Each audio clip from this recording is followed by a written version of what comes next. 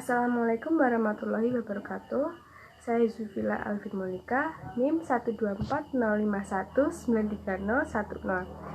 Saya akan menjelaskan pada materi yang pertama, yaitu tentang mengoptimalkan hubungan dengan pelanggan. Jadi menjalin hubungan dengan pelanggan itu berarti kita itu sedang mempertahankan hubungan dengan pelanggan yang secara berkesinambungan. Dan untuk menjalin hubungan dengan pelanggan agar bisa optimal itu diperlukanlah strategi. Nah, diantaranya yaitu yang pertama menciptakan nilai dan keputusan pelanggan. Yang kedua, membangun kesetiaan pelanggan. Yang ketiga, meningkatkan pangsa pasar. Dan saat ini keadaan pasar itu kan semakin banyak yang namanya pesaing ya, sehingga memaksa untuk para perusahaan itu harus menjadi kembali ke pendekatan strategi pemasarannya. Dan dari situlah diperlukanlah manajemen hubungan dengan pelanggan. Agar apa? Agar tetap berhubungan dengan perusahaan. Nah, dengan pendekatan relational marketing itu diharapkan hubungan antara pelanggan dengan perusahaan dengan pelanggan itu dapat menjadi pengikat antara perusahaan dengan pelanggan yang baik. Saya, Ayu Kristiana Lukmanasari, NIM 011, akan menjelaskan poin kedua, yaitu tentang upselling. Upselling merupakan program penjualan yang digunakan untuk menawarkan produk yang memiliki produk komplementer dengan nilai atau value yang lebih tinggi dari produk yang bersangkutan, dan keduanya memiliki tingkat confidence 100%. Upselling sendiri merupakan salah satu dari perangkat Customer Relationship Management atau yang biasa disingkat dengan CRM yang berada pada tahap meningkatkan hubungan dengan pelanggan yang telah ada. Jadi inti dari upselling adalah untuk membujuk pelanggan agar membeli lebih daripada yang dia butuhkan atau niatkan sebelumnya. Jika upselling ini diimplementasikan dalam suatu perusahaan, maka akan dapat meningkatkan pendapatan perusahaan dan mengurangi biaya untuk memperoleh pelanggan atau reduce cost. Adapun cara kerja dari sistem upselling, yang pertama yaitu dengan cara membandingkan produk yang merek kategorinya sama dan harga yang berada di satu level di atas produk yang dipilih oleh konsumen. Jadi apabila konsumen sudah memilih barang yang dia pilih, maka sistem akan segera melakukan analisis kepada barang yang dipilih konsumen, karena tidak semua barang bisa masuk dalam kategori upselling. Dan apabila produk yang dipilih masuk ke dalam sistem upselling, maka sistem akan segera melakukan penawaran produk. Kemudian untuk yang kedua yaitu produk yang harganya sudah berada paling atas dan tidak ada tandingan harganya dengan produk satu merek dan satu kategori, maka produk ini tidak masuk ke dalam kriteria upselling. Hal ini dikarenakan sistem upselling hanya mengambil data harga yang satu level di atasnya.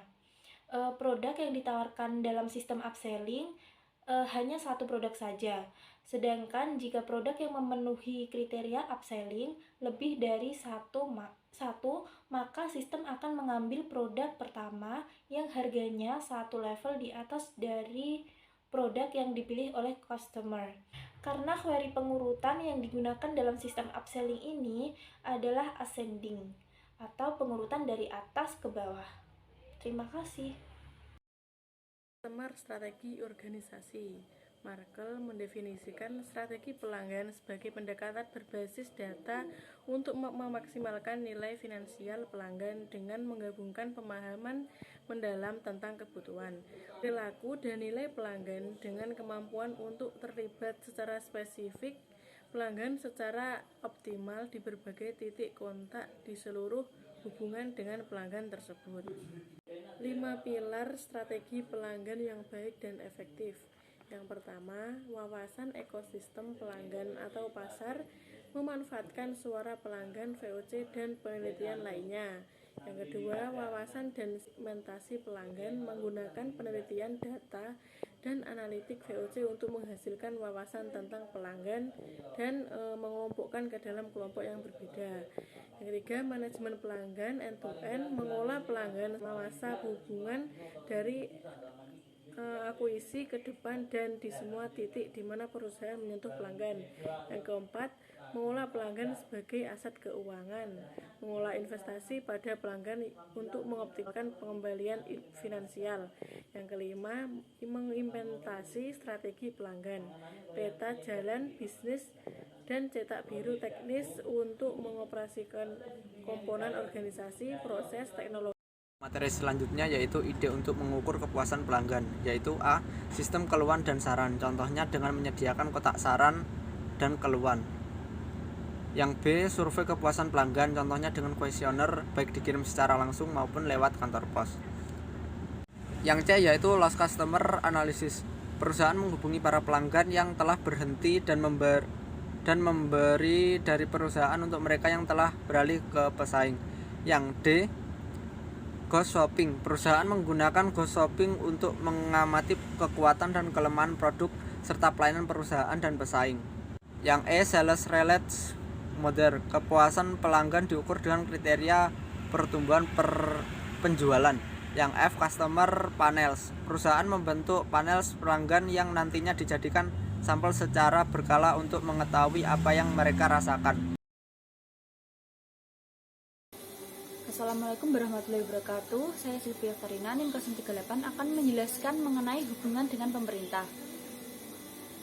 Paul R. Tim dalam bukunya yang berjudul Seven Power Strategies for Building Customer Loyalty 2005 menyatakan bahwa bisnis bukanlah sebuah demokrasi, di mana semuanya harus sama rata tiap orang. Ada konsumen yang lebih melihat kualitas dan layanan. Bagi perusahaan pun, total nilai yang diterima perusahaan dari tiap konsumen pun tidak sama. Untuk itu, implementasi strategi daya saing produk domestik pun harus berhati-hati. Upaya untuk mengubah sikap sosial budaya masyarakat yang pro-impor menjadi pro-produk domestik dipastikan bukan merupakan upaya mudah, namun bisa dilakukan. Hal tersebut memiliki hubungan dengan pemerintah, yaitu peran undang-undang. Peraturan dan kebijakan mendorong konsumsi masyarakat terhadap komoditas domestik tertentu diberlakukan baik, yang mengatur hubungan antara pemerintah dengan pelaku usaha, pemerintah dengan masyarakat, maupun kombinasi ketiganya.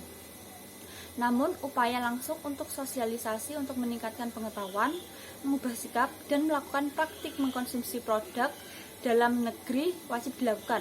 Bahkan mungkin praktik cinta produk dalam negeri harus diselenggarakan para petinggi, selebriti, dan kelompok masyarakat panutan lainnya.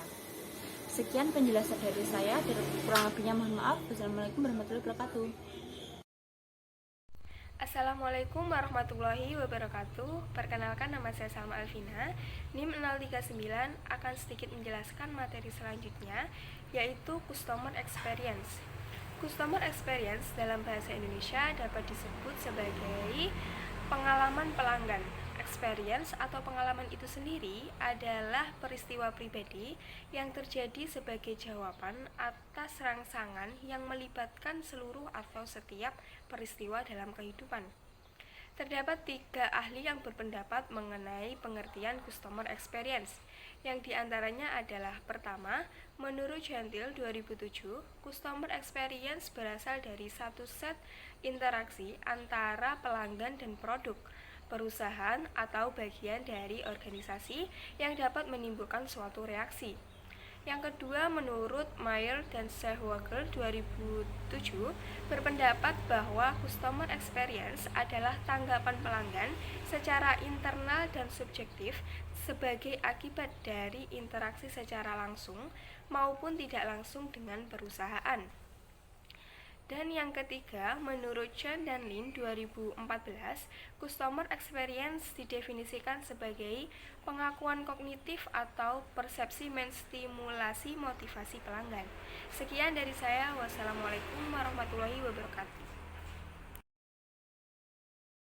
Assalamualaikum warahmatullahi wabarakatuh. Saya Tita Lamasari, NIM 044, akan menjelaskan mengenai dimensi customer experience, di mana menurut Smith Dimensi customer experience tersebut ada 5, diantaranya yang pertama, sense.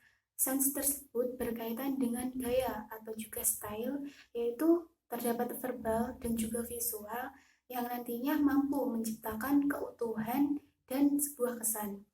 Yang kedua, ada feel. Feel itu perasaan. Perasaan di sini sangatlah berbeda dengan kesan sensorik. Hal itu karena berkaitan dengan suasana hati dan juga emosi jiwa seseorang. Yang ketiga, ada think. Think merupakan sebuah pemikiran yang kreatif.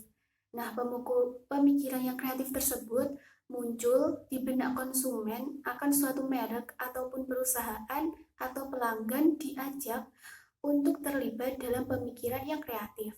Yang keempat ada berkaitan dengan perilaku yang nyata, bisa perilaku ataupun gaya hidup seseorang.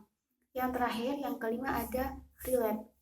Relate merupakan upaya untuk menghubungkan dirinya sendiri dengan orang lain. Bisa juga dirinya dengan merek atau perusahaan dan juga budaya. Sekian, terima kasih.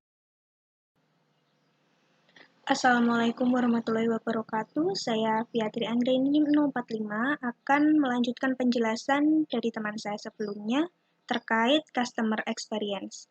Faktor pendukung dalam customer experience mencakup interaksi yang terjadi antara pelanggan dengan bisnis, di mana dalam aktivitasnya selalu melibatkan feedback atau input dari pelanggan itu sendiri selama berlangganan.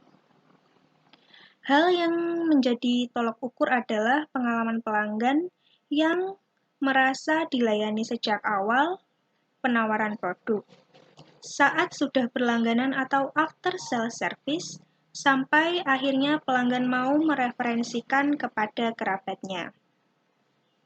Hal mendasar yang diperlukan dalam menerapkan customer experience yaitu yang pertama, Know Your Customer atau KYC.